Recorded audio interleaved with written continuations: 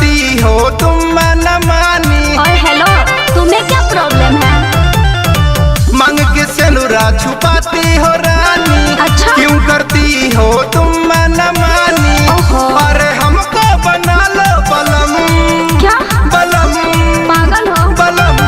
मेरा मर्द है गर्मा गरम, कर देगा तेरा सिर कलम।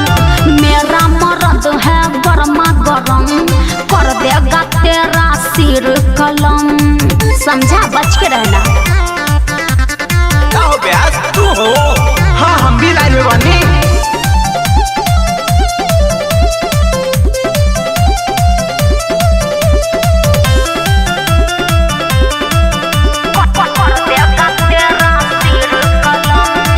गोरे गोरे गाल वाली। अच्छा? चेहरा कमाल वाली।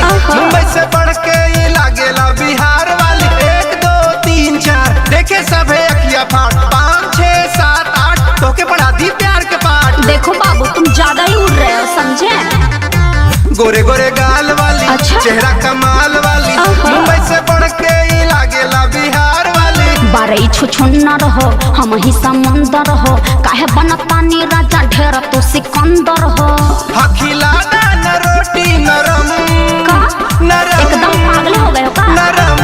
मेरा मर्द है गर्मा गरम, कर देगा तेरा सिर कलम। ए मेरा मर्द है गर्मा गरम, कर देगा तेरा सिर कलम।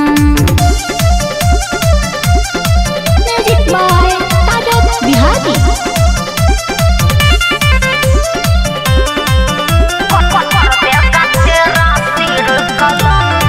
कमर ललीपॉप लागे। अच्छा? सबसे टॉप लागे।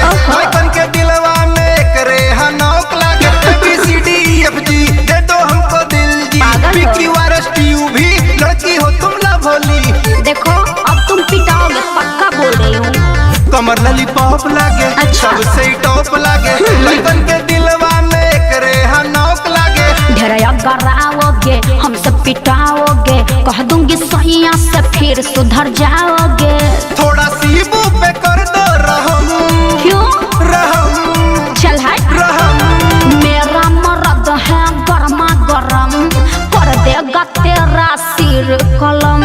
मेरा मर्द है गर्मा गरम, कर देगा तेरा सिर कलम। समझा? पीछा छोड़ दो।